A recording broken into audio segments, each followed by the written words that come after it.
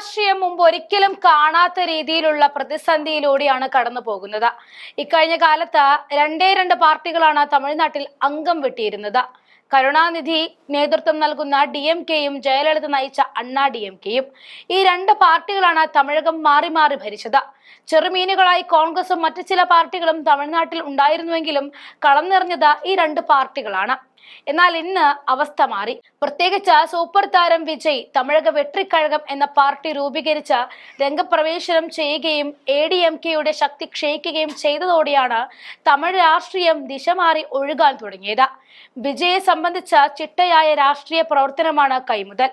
1.5 വർഷം എടുത്ത സാഹചര്യം മനസ്സിലാക്കി പിന്നീട് അണികളെ ചേർത്ത് പാർട്ടി രൂപീകരിക്കുകയാണ് ചെയ്തത്. മറ്റു പാർട്ടികളിൽ നിന്നും എത്തുന്നവരെ കണ്ണടച്ച് എടുക്കുന്നതിന് പകരം പുറത്തു നിർത്തി വ്യക്തമായ ധാരണ ഉണ്ടാക്കിയതിന് ശേഷമാണ് അംഗത്വം നൽകുന്നത്. എന്തായാലും വിജയുടെ രാഷ്ട്രീയ പാർട്ടി തമിഴ്നാട്ടിൽ ചലനമുണ്ടാക്കും എന്ന കാര്യത്തിൽ ആർക്കും സംശയമില്ല. രാഷ്ട്രീയ തന്ത്രജ്ഞർ പ്രശാന്ത് കിഷോർ ഇക്കാര്യത്തിൽ വ്യക്തമായ കണക്കാണ് കഴിഞ്ഞ ദിവസം പുറത്തുവിട്ടത്. തമിഴ്നാട്ടിലെ അടുത്ത നിയമസഭാ തെരഞ്ഞെടുപ്പിൽ തമിഴക വെട്രിക്കഴകം 20% വരെ വോട്ട് പിടിക്കുമെന്നാണ് പ്രശാന്ത് കിഷോർ പറഞ്ഞത്.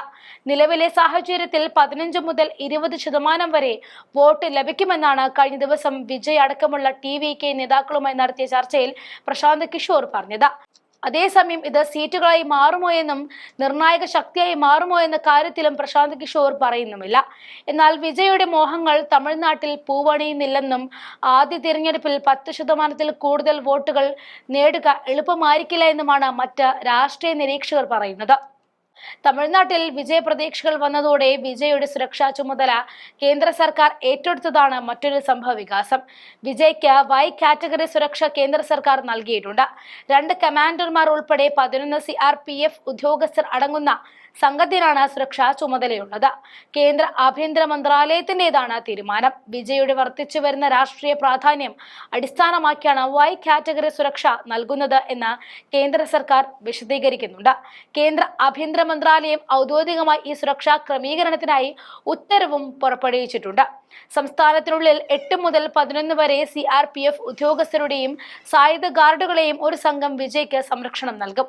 അതിനിടെ വിജയുടെ ചെന്നൈയിൽ നടക്കാനിരിക്കുന്ന റോഡ് ഷോയിൽ അദ്ദേഹത്തെ തല്ലണമെന്ന് നിർദ്ദേശിച്ചുകൊണ്ട് ചിലർ അടുത്തിടെ Xൽ പോസ്റ്ററുകൾ പങ്കുവച്ചിരുന്നു.